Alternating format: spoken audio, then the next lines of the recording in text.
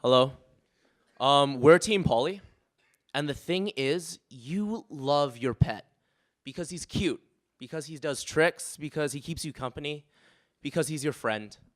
But the thing is, you work 8 to 9 hours every day, and every morning you leave your house, you feel guilty, you feel like crap because you're leaving your friend alone for 8 to 9 hours.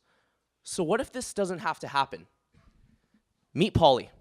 Essentially what Pawly is a robotic toy that you can control using a mobile app on your phone.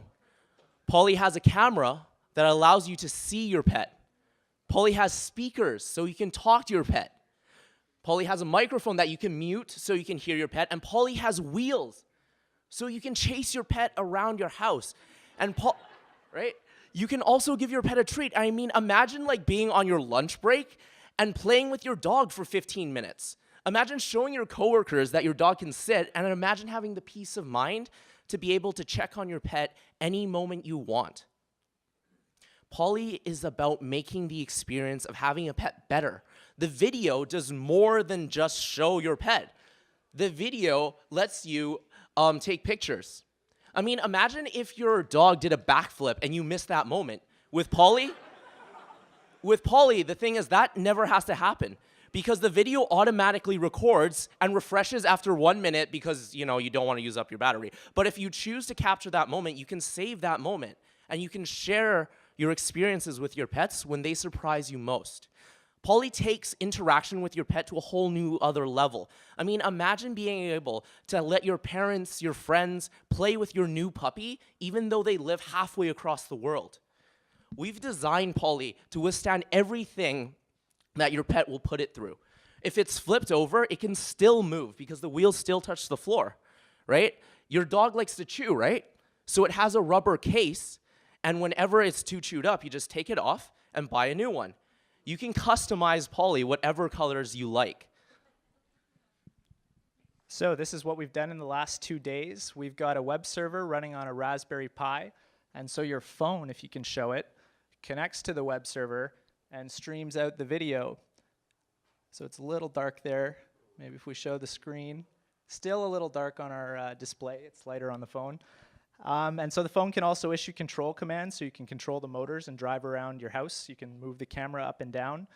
I don't think our control is working right now, just due to the smallest of network implications, but hopefully later on for a demonstration.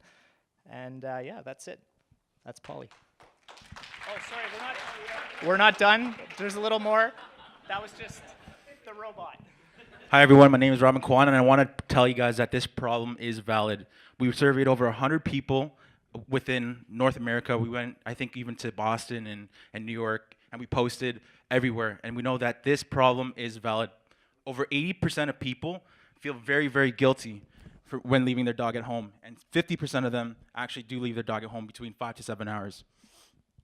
We also wanted to validate our solution. So in doing so, we actually went to the Center and generated $9 full dollars in selling the idea. I want to talk to you about the market. This market is over $50 billion big.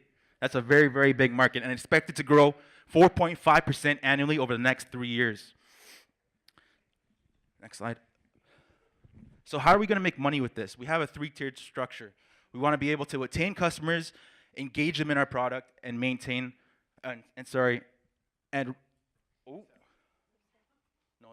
want to attain, how are we going to make money? We want to attain the customers, engage them, and maintain them. How are we going to sell? Through the multiple channels.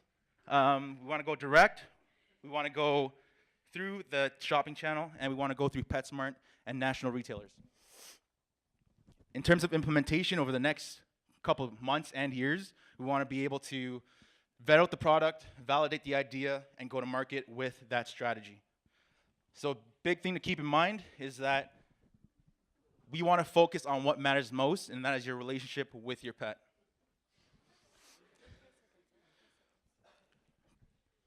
Thank you very much.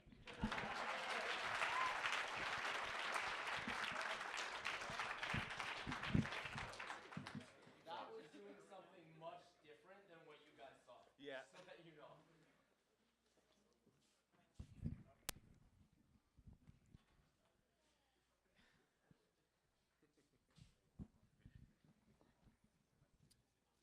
think that's a great idea. Really well done. Great to look at the prototype you put together. I hope you're planning on doing a Indiegogo campaign immediately after this. I guess I'm wondering on the customer validation side, just a little bit more detail on what you did. Did you actually speak to any of the channels that you were focusing on there and get some data on that front?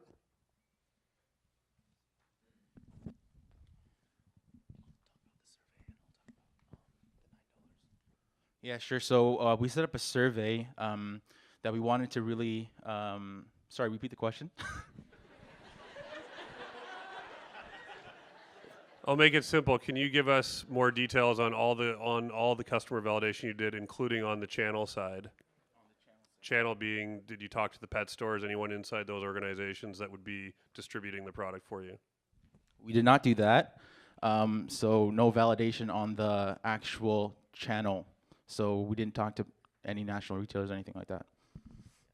In terms of the customers, though, we conducted a survey online. So we were spamming cities like Los Angeles, New York, Toronto. We conducted this survey on Craigslist, Reddit, and we were able to get over 100 responses.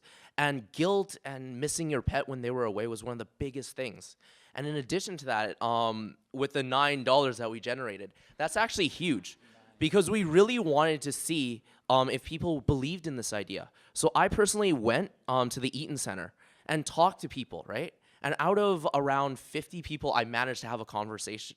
Around 20 people, I managed to have a conversation with. 9 people believed in our idea so much that they were able to donate $1 because I only asked for $1. And what that dollar meant was that they were willing to pay for our product. And how long did you do it for? 27 minutes and 44 seconds. So $9 in 27 minutes and 44 seconds is a huge deal. Yeah. That means 9 people. Come